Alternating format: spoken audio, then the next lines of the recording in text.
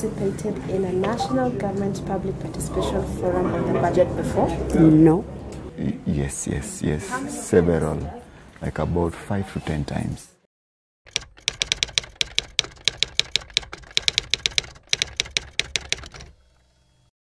Neither satisfied nor dissatisfied. Why do you say that? Because it is 50-50. Sometimes you propose some things for them during the forums, and then when it goes up there, it is not considered, yet you feel that there are important things in the society.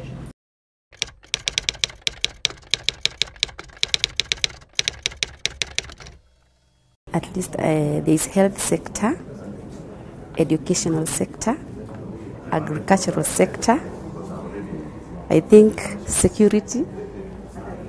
There is also environment, sports, mining, and interior planning.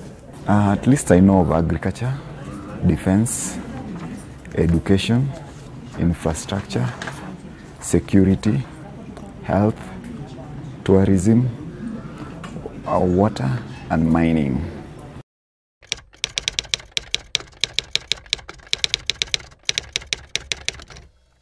I'll give agriculture 9%. That is depending on the 100% threshold. Then I'll give defense 10%. Then I'll give infrastructure 25%. Then I'll give education 15%. Then I'll give health 10%.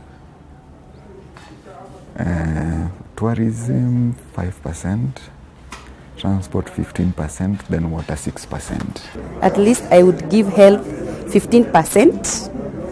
Education, I would give it 10%. Agriculture 20%. Sports 8%. International, I think international something affairs 3%.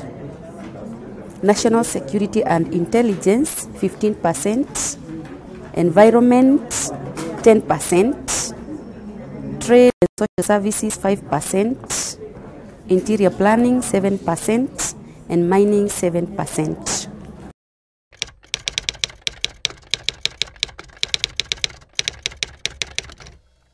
I think the most important thing, we should be sensitized first, that we may know how these allocations are done and the reason why each sector is given the allocation. Yeah. I would wish to know what is the total revenue collected by the national government every year, and I would also wish to know in the past 5 years.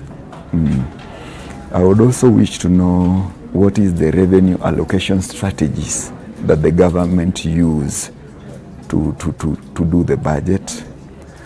I would also wish to know what informs the budget making process. Then I would also wish to know who are the main players in the government making process, apart from the common wananchi and the forums and all that. Do we have any international involvement and all that? And also wish to know what informs borrowing in order to supplement the budgets that we have.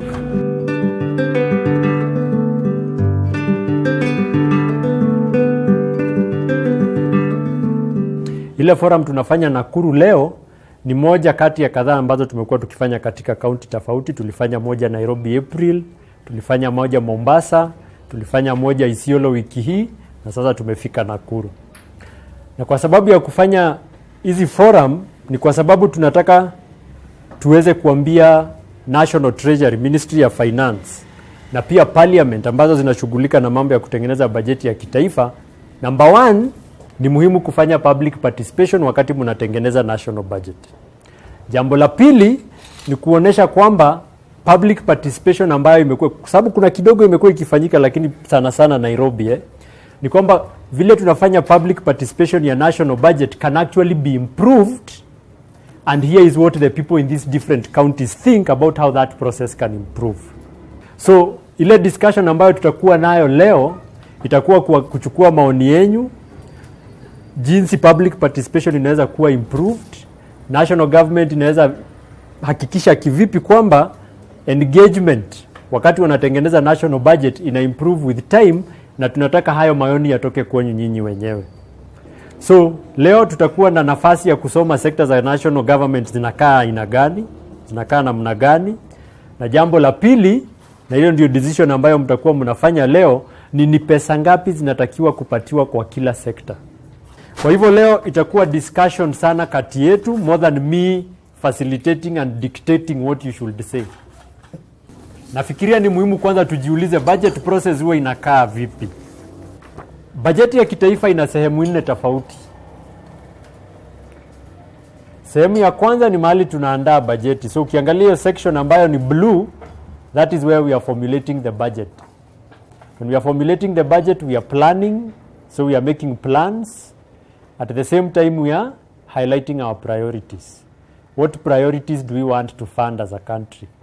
The sector discussion ambayo tutakuwa tunazungumzia leo pia inafanyika katika sehemu hiyo.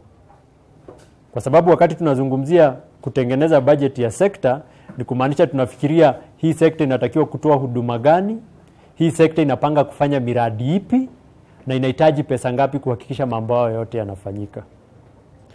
How much money do we want to give to each sector? That's a very critical decision. Hata ukiniuliza, nafikiria ndio decision muhimu zaidi ambayo inafanywa katika serikali. Ukiangalia kwa hiyo section ya blue, hapa juu utaona mahali pameandikwa February 15th. Fuata tu, utaona mahali imefika February 15th. February 15th, there is a very important document that is tabled in the National Assembly. Inaitwa Budget Policy Statement. Hiyo Budget Policy Statement, umuhimu wake ni mambo mawili. Jambo la kwanza, hiyo ndio inaamua bajeti yetu mzima itakuwa inatoshana aje. Will it be 2.6 trillion? Will it be 1 trillion? We make that decision in February. Jambo la pili la muhimu katika hiyo document ni kwamba kila sekta itapata pesa ngapi. That decision is also made through that document. So when we approve that document by March 15th, the decision on the sectors and how much money they are going to get for the coming financial year inaishia hapo. So the discussion we shall be having today is what is our view kama watu wa Nakuru leo about how much money should go to each of these sectors. The big question is, what is the best way to learn about these sectors between now and 1 p.m. I want to hear that from you, because you will tell me what is the best way you feel of approaching it. Do you want just to read as an individual and flip through the pages? Do you want to sit down as a couple of people and discuss it in a group? How do you want to approach it? Mesikia maoni kadhaa. Yes, Johnson. Yes. We have one extra minutes. Yes. We go through individually. Come to groups so that we can have something. Okay. Okay, so Johnson's suggestion is actually is a good one. So you read individually for a couple of minutes, you flip through the pages together for alone for a couple of minutes, and then the rest of the 50 minutes mukue kwa groups. Yeah. Is that a suggestion? That's one suggestion. Anyone else with a different suggestion? Yeah. I think that went to a summary. Yes. And I think you understand all the sectors. Why can't you give us a summary of all the sectors? Then we discuss later after knowing. Kwa sababu tukisema tusome, nitachukua nisome, sitaelewa. Why don't you summarize to us? Tuambie hii na involve hii na hii, hii na involve hii na hii, then we discuss later. The reason why mom sitaki kufanya summary ni kwa sababu nikifanya summary ni kumaanisha ile discussion ambayo mtakuwa nayo afternoon ni kulingana na chenye nilisema. Mtasikiza summary yangu, hata muandike notes. Ikifika afternoon, watu wakitoa majembe ama wakitoa ni watakuwa kulingana na summary ya nani, which will be very unfair to all of you. Yes. Now I think ulikuwa umetueleza hapo awali ya kwamba sisi sote tumetoka sehemu mbalimbali na ambapo tunawakilisha sekta tofauti. Kama ni elimu, tuna wale ambao wanahusika.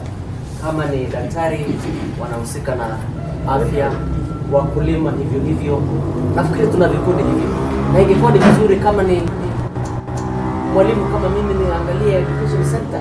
Aha. Kuna hawa madaktari waangaliwe kule, kuna wao wengine ambao wamewakilishwa pia, na nafikiri tukifanya hivyo moja moja, ile imesalia tunakuja tunagawa, nafikiri tutapata. Suggestion yake ni tuangalie kwanza tuko na interest gani kama watu ambao tuko katika hii room leo. Kama kuna education, kama kuna health, kama kuna agriculture, waangalie sekta zao, wazielewe. Zile sekta ambazo zitakuwa zimepata wateja, tukimaliza kuangalia our interest sectors, sasa hizo tugawane. Tuseme wewe angalia hii sababu wewe kuwa na mtu, wewe angalia hii. Ndio wakati tulikuwa tunaongea afternoon sekta zote zikuwe covered. Yes sir. I just want to make a comment. Yes. On why we are revolving around one point. Yes. During introduction, you said you are a research expert. Yes. And Masesa introduced you to the participants as ordinary Kenyans from the rural areas, the urban and such. Yes. So we are not in a capacity to do a research the way you are doing. But what is the end product of us understanding the budget process?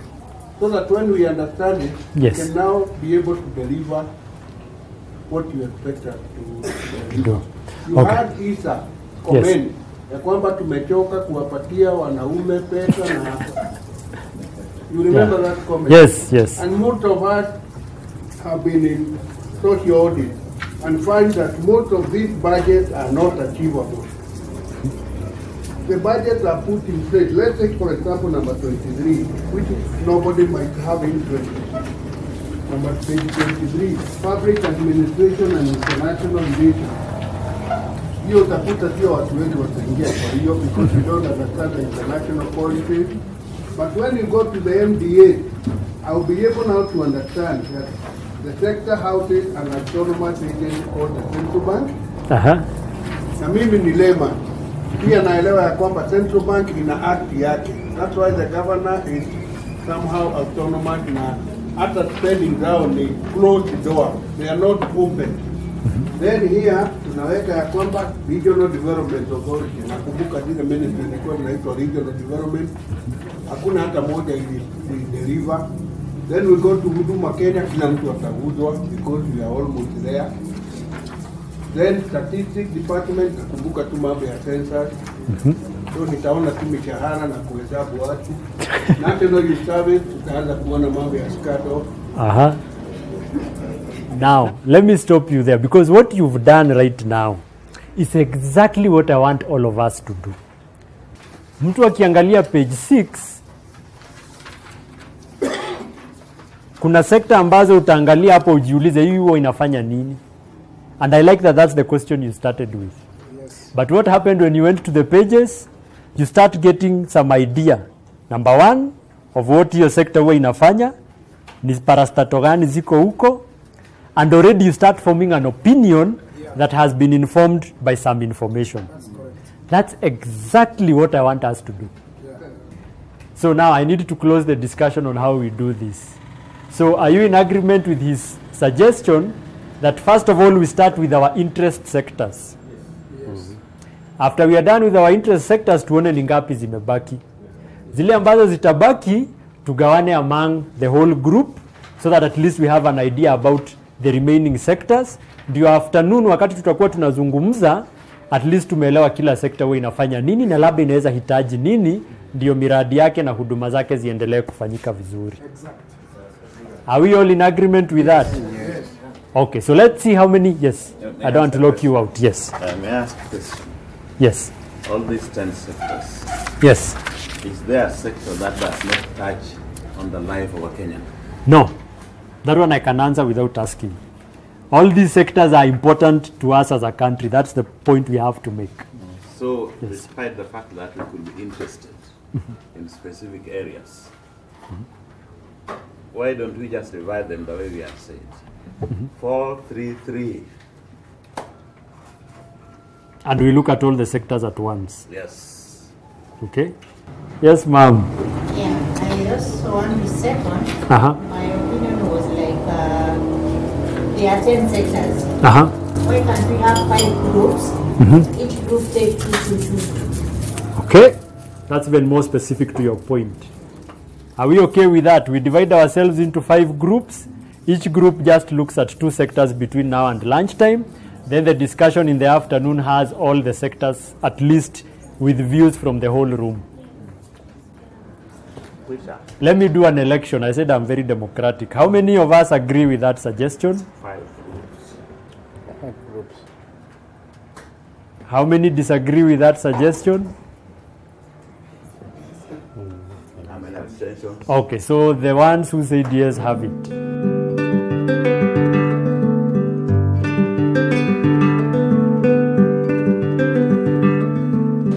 I'm seeing that we talked about we want to understand. The purpose is to understand what normally happens under these MDAs. Wengine wetu watujui zingine, si ndio? Yeah, why don't we run through like the National Treasury? We try find out under general administration, what do you think they are doing in that? And then public finance management, what normally goes around that, so that when it comes to the allocations, we are able to compare the allocations versus what they are doing. National Treasury, unaona, there are around 1, 2, 3, 4, 5. There are 5 program areas that have been listed here. One is general administration, planning, and support services. I think that those are the current expenditures. Then economic and financial policy formulation and management. Yeah. That could also be a component of budgeting. Market competition, hiyo sijui kitu. I'm not very sure, but I think it involves issues of regulation in terms of regulation within the market, in terms of pricing. The second MDA, State Department for Planning and Statistics. Of course, hapa ndio tuko na watu kama Kenya Bill of Statistics. So, ile ingine iko hapa ni Ministry of Foreign Affairs and International Trade. Foreign Relations and Diplomacy, kuajiri ambassadors, consulates. So we know what this means. This is the ministry that is responsible for branding Kenya. Yeah? Parliament na ni mbili. Kuna parliament na kuna senate. So national registration, representation and oversight, all those things. Laws, formation and all that. Judiciary. But in the parliament, there is also general administration, planning and support services. This has to do with salaries, the recurrent expenditures within parliament, support to retreats and the benchmarking meetings that our MPs do. Yeah. Of course, has to do with committees. We're talking about oversight, registration and oversight. This has to do with the affairs within committees. Kuna hii ya presidency. Na mnaona presidency ni kubwa. Yeah? Unaona hapa kuna cabinet affairs. Yeah? Hawa ni ma-CS na ma-PS. Yeah, tukiendelea under devolution. So devolution, we know the Ministry of Devolution. So it talks about basically the administration, the staff, wale kwa ministry, and the operations behind the ministry. So when we move to Public Service Commission, I believe we know the PSC. Tunajua kazi yake primarily just to employ staff. Yeah. CRA, Commission of Revenue Allocation. CRA determines the amount of money that will go to counties. Yeah? So Sarah Serem Commission, I know we are very much aware of that. So when we look at the control of budget, tunajua chenye anafanya. Do we understand what she does? No. One. So control and manage public finances. So what the control of budget normally do, number one, after the county assembly mepitisha zile budgets, ama even the national, is the one to authorize now the usage of that money and approve that now we are removing this money to be taken to this. Now you can start to use it. So secondly also, and monitor how the money is used, because the controller budget is supposed to produce quarterly reports on the implementation of per county, implementation reports. Now the final one, Commissions of Administration on Justice, Promotion of Administration Justice. This is the Ombudsman. Yes. Ombudsman is the office now that is in charge of looking at the corruption issues within the government. Ni department gani unaona it needs more focus kati hizo tumetaja? Maybe according to you, you can mention one challenge and then you give a recommendation in terms of the amount of money wanapewa. When you look at the one for the exam for the CRC, we have a challenge because you find that Saraserem is not able to control all the salaries. There are some salaries she can control only for the civil servants, but when it comes to parliamentary salaries, she's not able to take over the control. So, do you think that's a financial challenge? It's a financial challenge. DRC, they need more locations in terms of reaching out to stakeholders. So, kwa hizi zingine, when you talk about Auditor General, mnajua ni kwa nini auditor, the last report auditor alirelease kwa gani? Ni ngumu. Because the one that is out in the public domain right now, I think it's 14-15. And right now we are in 16-17. So what happens? 3 years down the line. There are 2 years down the line that they are audited. So they are slow. They are slow because there is a challenge. What is that challenge? Political interference? It could be political interference as well as few staff. Kama una staff wengi wanaweza kukusaidia kufanya audit, you can be through within a short period of time. Yeah, there is understaffing, and this is because of the resources that they are being allocated. They are working within the bracket of the resources. Yeah. So there is need for them to be increased. Yeah, wacha tuende kwa social protection. So I'll run through it quickly for the interest of time. So there are a couple of departments, state departments, 1, 2, 3, 4, 5, 6. There are 6. Kienda kwa Department of Special Program. So mambo yake ni kama sahii kulikuwa na njaa. Naona mambo ya relief food inatokea under these special programs saizi. Department of Sport Development. Sports, Department of Gender. Yeah, gender. So mambo ya gender mainstreaming, imekuwa under these departments. So the next one talks about the field edu, Department of Arts and Culture. The Kenya Film Classification Board. I think it is not a very necessary institution, so it makes noise to be listened to. Because because already there is Music Copyright Society, and there are other copyright societies that are dealing with issues of content. And also Media Council of Kenya also deals with the issues of content. Duplication of roles. So tukienda number 6, tukimalizia, under the Department of Labor. Labor looks at the policies for employment, labor productivity, and social security. Okay, so I believe so far kila mtu tumejua hizo state departments under the social ilikuwa inaitwa social protection, culture and recreation sector.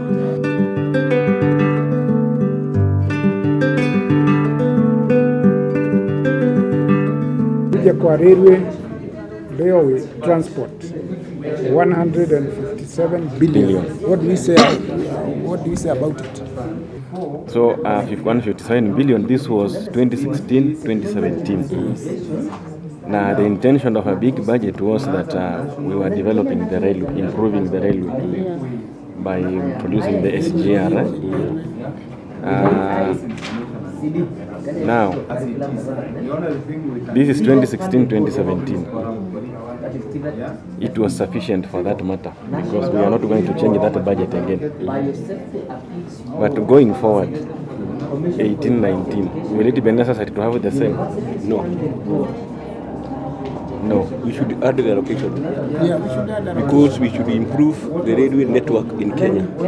Not one place. Now, not one place. So I think it's okay. The allocation is okay.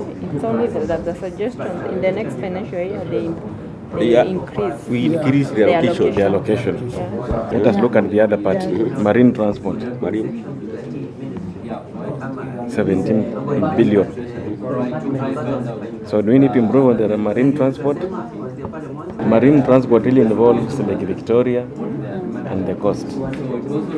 Marine means zile tulikuwa na feri za Kisumu kwenda Kindu Bay, Kisumu, Mwanza, because you're in trade. You have said Lake Victoria, maybe Lake Victoria, Lake Turkana, the Indian Ocean. Yeah. You see, we have got a problem of the ferries. They are old. If you can get modern, yes, no problem. People of Mombasa will enjoy. So yes, should be added. We should also consider and adding the allocation. Yes.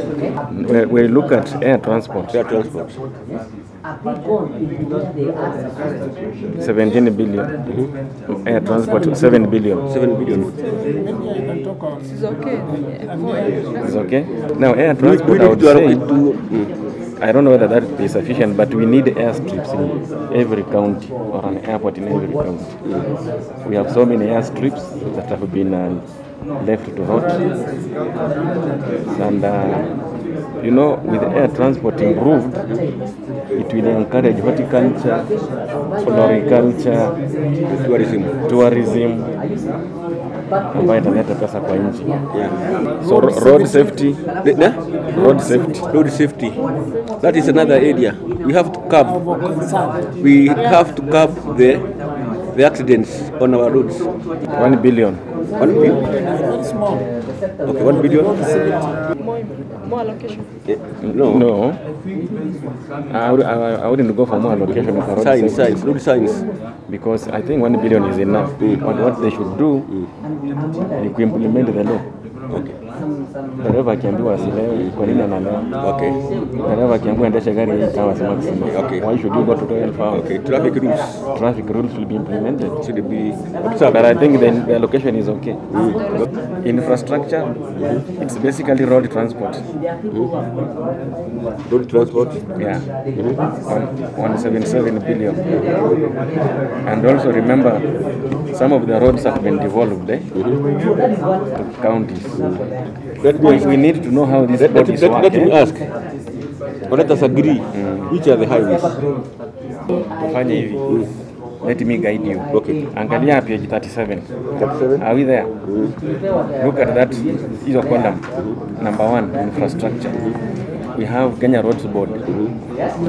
Kenya Roads Board collect road maintenance funds through the road maintenance levy fund. Iko hapo chini kwa note. And ndio inasimamia all the other authorities. Alafu Kenya National Highways Authority, Kenya manages the highways. The big roads, Mombasa, Kisumu, Eldoret, these are the highways. Kenya Rural Roads Authority, KERA, inasimamia mabarabara za rural areas. You know they are classified, So hizi barabara ndogo za kwenda rural road areas. Okay, the allocation? Allocation 177 billion. We can vote on that. Is it okay? 177? Because they have already covered that. It's like all the highways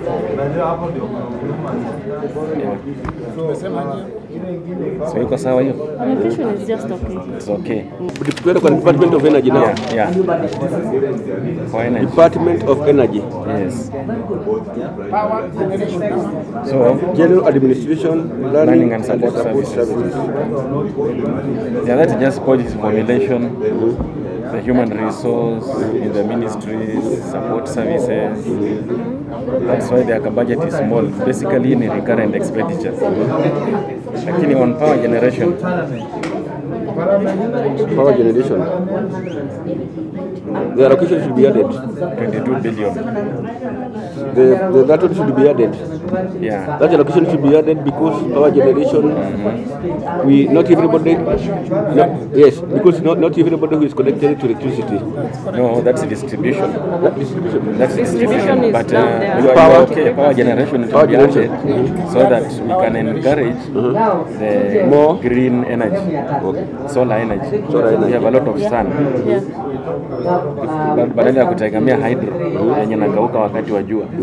Why don't you go to solar energy? Solar energy. It's okay. So And the geothermals. more allocation. And the geothermals. Power. To generate more energy from the sun. Solar energy. Na nini? Na geothermals. Na geothermal. Yeah. It's called green energy. Green energy. And it doesn't pollute. Power transmission and distribution ndio ulikuwa unasema. Oh, yeah, transmission. Yeah. Should be added. The location should be added to enhance more transmission and distribution. Because if you generate more, you must transmit more. Yeah.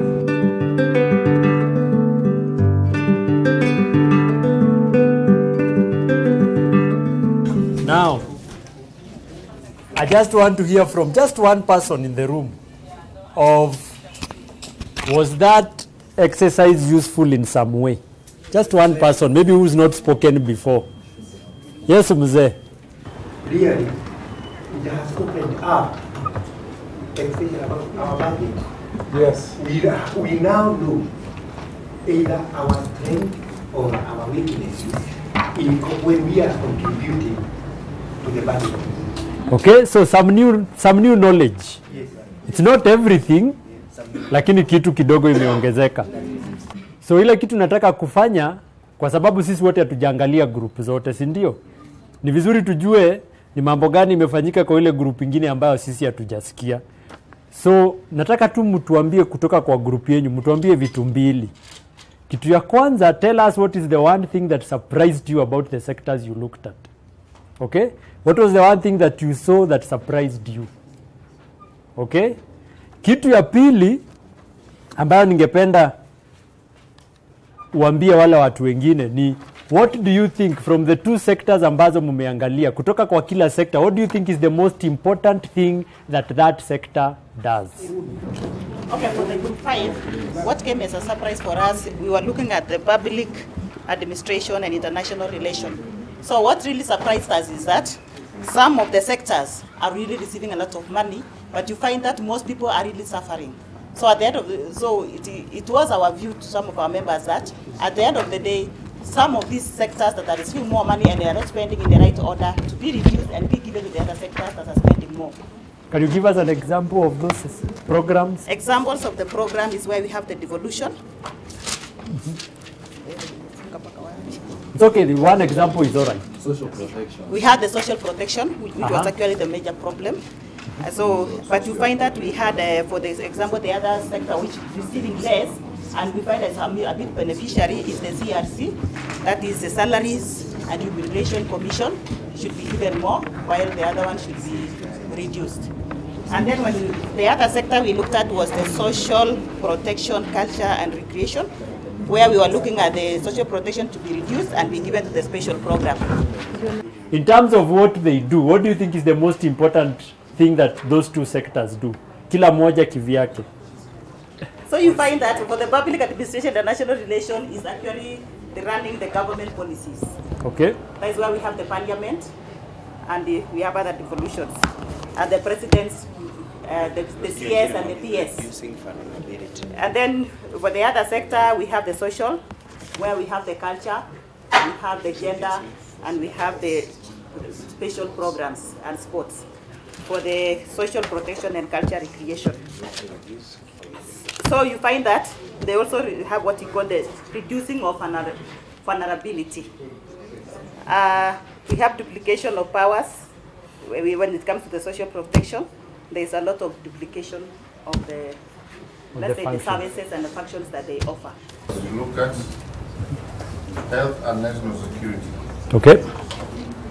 But in health, what surprised us most was that the meter vision, they had indicated that they want to allocate 960 million Kenya shillings just to scale up nutrition. We thought that was too much compared to other issues which was listed below. Okay. So, okay, maybe some of the things now is lack of value, but we know nutrition for what? We know nutrition will be given to people who are TB and maybe those who are HIV positive to boost their status. But still we found it too high allocation for that meaning compared to what was listed as per the vision, the proposal for the next meeting. Now the next sector was national security. What do they do best? The most important they do to us is the defense of our country, defending us from within and outside threats. So that's the best thing they do to us. Thank you. Okay, you've not told us what health, you've told us what surprised you about health. But what do you think is the most important thing among the programs or the functions you saw under health? What do you think is the most important one that the health sector does? Kenya generally is a poor country. So many people cannot afford health services. We found out in the community health they give it a lot of money, and we thought that was good because so many of us cannot afford to pay for the health services because of their status. But we realized that they give the community health 19.1%, and that was the highest because the rest are 4%, and we thought that was the best thing they do for an inch of data. So preventive or curative? Which one? Curative is the most important thing they do. Okay? Haya, watu wa elimu. Tumekuwa tukiangazia elimu na pia kilimo. Na kilimo kwa kawaida huangazia mambo mengi jinsi ambavyo tumeweza kutazama. Na tumekuja tukaangalia kwamba kwanza katika elimu zile sera ambazo zinatumika ambazo zimewekwa pale zimewafunga wananchi kutoshiriki kikamilifu katika kujadili jinsi ambavyo mambo yatakavyokuwa. Utakuta ya kwamba wale wanakuja wameweka mioyo ya wananchi ikaenda chini. Tukapata ile tunasema demoralized, apathy, public apathy, so lack of public participation. Hiyo ni kitu moja. Na ukikuja kuangalia kwa elimu, tuko na hiyo ambayo tunasema tunaelezwa eti tumeweza kupata idadi ambayo mwalimu anaweza kuwa na wanafunzi, teacher pupil ratio, eti ya kwamba lazima iwe 42 kwa mwalimu mmoja, si ni kweli? Yeah. Lakini ole wao wale wanaosema hivyo na wanajidanganya. Mahali ambapo natoka mwalimu mmoja ana wanafunzi takriban 116. Na ndio ameletewa kipakatalishi kuwafunza wanafunzi. Je, ataweza kukamilisha kazi hiyo kweli kikamilifu? Na wajua watoto wetu sasa ukiwapa hiyo kipakatalishi wanaanza kwenda kwenye michezo. Kwa hivyo ni saa ngapi mwalimu atawaangalia wote? Wasitudanganye. Sijui hiyo pesa ambayo wakati mwingine wanarudisha zinakwenda wapi.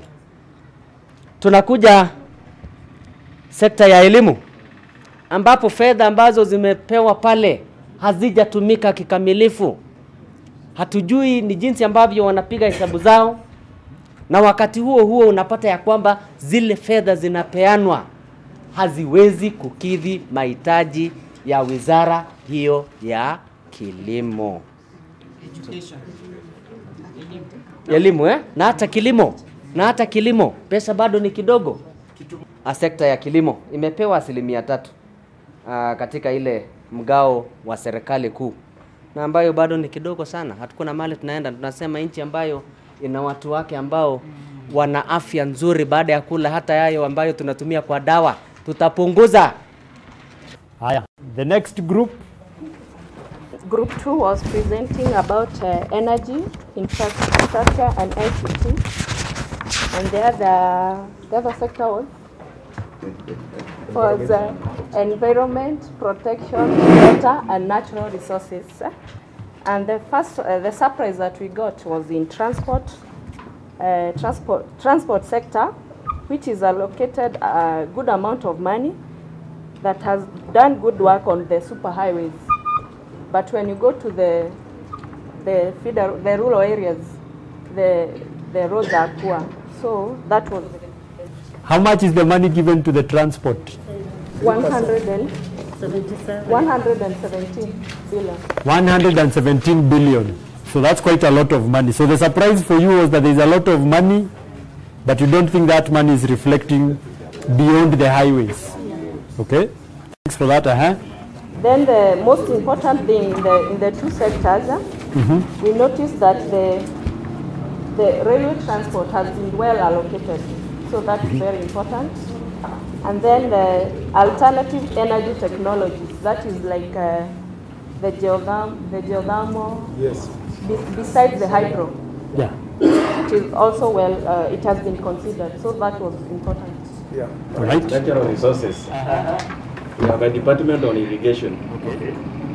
And we know the famous Kuladu something down Tana River. They proposed to irrigate 1 million acres. But now I doubt whether they have done even 10 acres.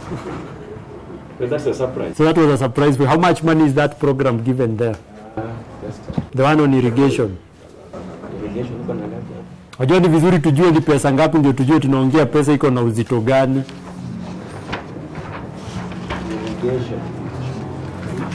Irrigation 13 billion. 13 billion shillings. And which year is that? Hiyo ni ya mwaka gani? 2016-20. So kwa hii mwaka irrigation imepatiwa 13 billion. Okay? So that's quite some money. Yes. So I agree with you. That is definitely surprising.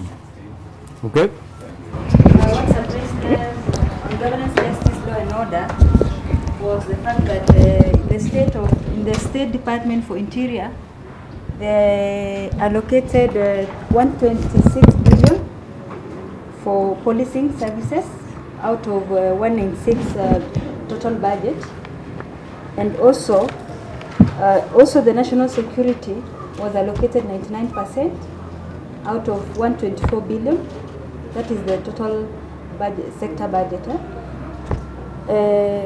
Another thing which also surprised us was duplication of cooperatives between the national government and the county government. Now we are confused. So what was your second sector? Your first sector was public administration. What was the second one? General economics and commercial affairs. Okay, so that's the one you're speaking about, cooperatives. Okay, So that is one of the surprises that actually almost overwhelmed us.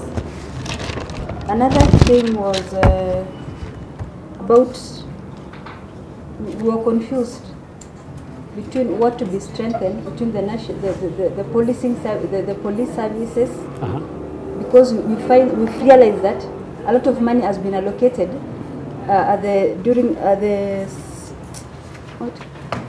the governance, law, justice, and order, and which other department? The national security. We find that at the national security, they are allocated 99%. In these other, in the governance, justice, law, and order, they also allocated 99%. So we are confused. What is to be strengthened anyway? Okay, so a lot of money for the police. So one of the interesting things there is that you found the police under governance, justice, law and order, and not national security. And also at the national security, they allocated money. But the national security also has a big budget. Okay, so there is quite a lot of money for security purposes, right? Okay, so that's a good surprise.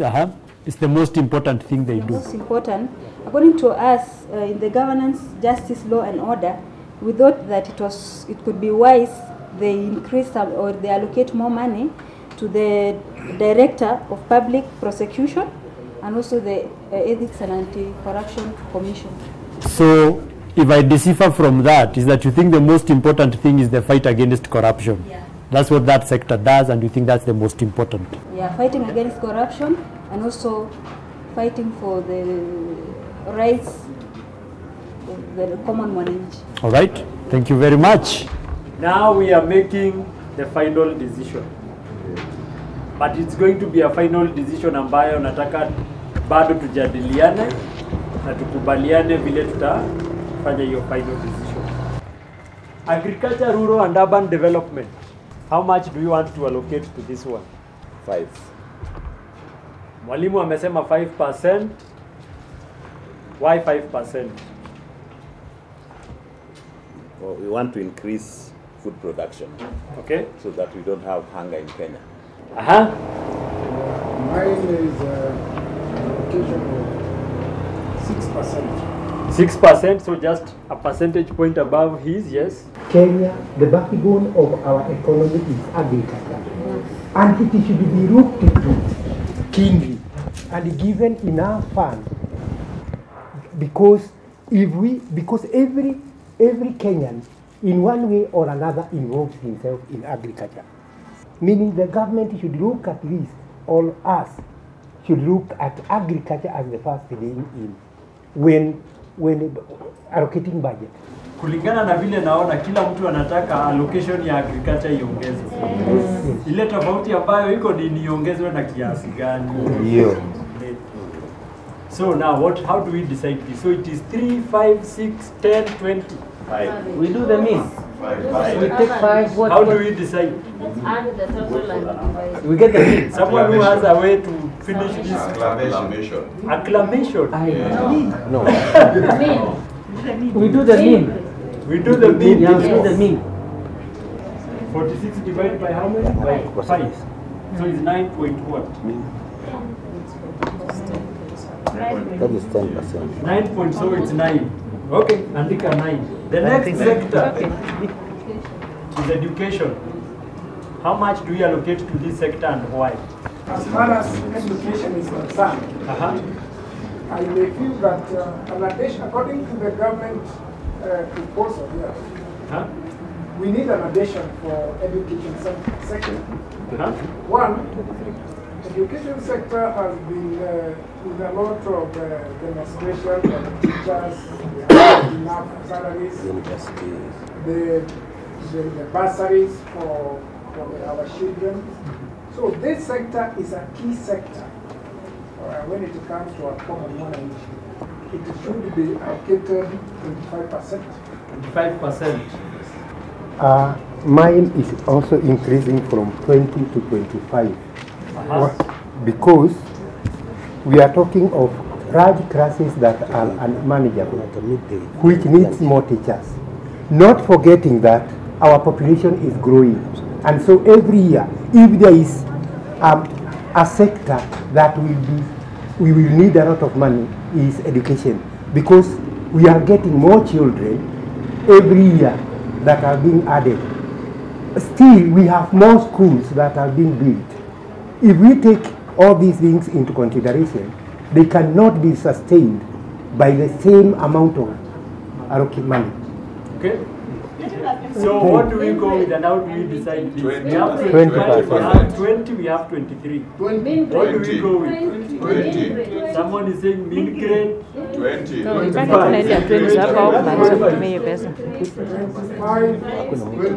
also free to vote. 20. In case you have your options limited, you want to vote. Okay. 20. 20. Hawa ni wangapi? 1, 2, 3, 4, 5, 6, that's 12. Haya, 25. 25. 1, 2, 3, 4, 5, 6, 13, 23. None. Gilbert, that's 2. 4, 3. 3, 4. So which ones have won? 20. 25. Okay, health. How much should we allocate to health and why? Yes, Christine. I think health should be increased for the same reason that agriculture should be increased. Because if a nation is healthy, then everybody is working towards the growth of the economy. The percentage is left at the federal government. largely has been put to creative care. Meaning, they want to focus on treating than preventing. We would want to suggest, we want to discuss a preventive care. Okay. In this case, other than the creative care, because the creative care creates a room for manufacturers who are very senior people in this pharmaceutical industry to manufacture medicine and damn, even substandard medicine. To a health sector that has brought problems. So we would want to see, even if we have to increase the health sector a little bit, but it has to be on the preventive. So basically what you're suggesting, if I get you right, yes, is that what needs to happen is a movement in the money within the sector. Within the sector. Itoke kwa curative, iende kwa preventive. Preventive. That's Okay. what I'm saying. Okay. Thank you. So you want to keep it at what I percentage? retain it. Where it is? 4%. At the government proposal one? Yeah, that's 4%. Okay. To say that we maintain 4%, bearing in mind there is a problem within the health sector, We are being unfair. Not, we are not realistic. Anyway, the research has to be made and to have something we call indicator values, the critical factors, the verification of the sector, what it has done. So when we come to that, you will find that this sector needs to be increased to the allocation. So now how do we make the decision? maintain. Because it seems no one is convincing the other one. Average. Maintain is not how we make the decision. Maintain is a suggestion that was made. Do we vote or do we do an average? We are saying vote. Average is 4.3. So it remains 4. Which sector do we go to next? National security. How much money do you suggest should be allocated to national security? With them, they are using their money very well. Okay. Yes. So you are okay with a slight increase? Yes, I'm okay with it. Well, this one seems to be one of those ones which will come to a consensus. Okay, 9. Okay. Which sector do you want to go next? Governance, justice, law and order. This is a very big sector. Eh? Haya, mnataka governance, justice, law and order ipatiwe pesa ngapi? What is your suggestion? Wabaki tu hapo. That will allow them to absorb the remaining 10% wanaweka kwenye budget. Why do you think 11% will be good? Their budget uptake is 90%. So if they retain the 11%, I think they will use the other percentage remaining there Properly. properly. Right, so is the whole room in agreement that we keep justice, law and order, we give justice, law and order 11%? Yes. Well, I'm surprised that went that way.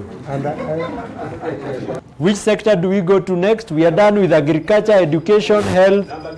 Number 3. Energy, infrastructure and ICT. How much do you want to allocate to this sector? It should be reduced to 25% because if you look at their budget uptake, it is 64%. So why do they get so? Why do they want to get so much and they can only spend 64% of what we get? Right? Wacha niseme ya kwamba kwa sababu sekta hii ni sekta ambayo inakuwa sana kwa kasi. Ukikuja kuelewa utakuta ya kwamba kuna uvumbuzi mwingi ambao unaendelea kufanyika, na ili tuweze kuharakisha ni vyema tuwape rasilimali ambayo itawasaidia kuwasukuma, tusije tena tukasalia kule nyuma tukaelezwa ya kwamba ilisimama kwa sababu fedha zilikuwa hapa. Kwa hivyo kwangu mimi wacha tuwaongeze. Lakini unataka kuwapa ngapi? Nikiwaongeza asilimia kama 2. Hakuna consensus hata kwa hii 25. Okay, how many are going with 25? Hey, okay, that seems like the majority. Which sector do we go with next? Social protection, culture and recreation. How much do you want to allocate to this? I want 5%. So you want to increase the sector's allocation to 5%? 5%. 5%? Yes, because of even the number of PWGs and OBCs which is in place here. Okay. And more are being registered. I assume it's also about registration. Okay?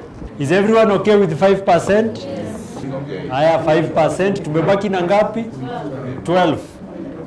Haya, what is the next sector? Public administration and international relations. How much do you want to allocate to this? 5. Why 5? Remember, every time you make a suggestion, you have to support it. So public administration munataka kupatia ngapi?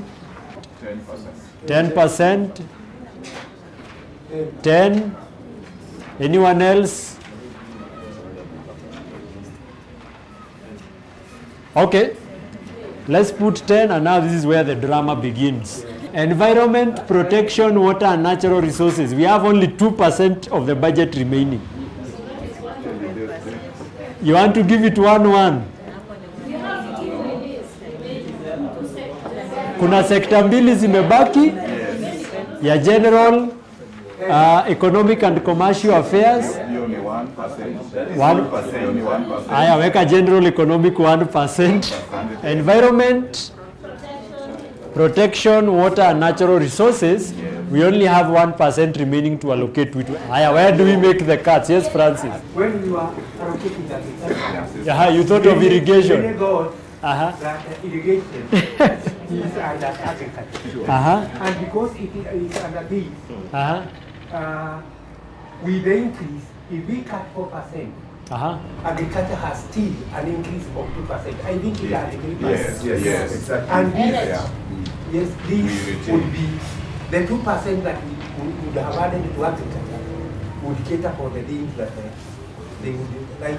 So, are we in agreement that we move 4 percentage points to water and natural resources and leave agriculture with 5? Yes.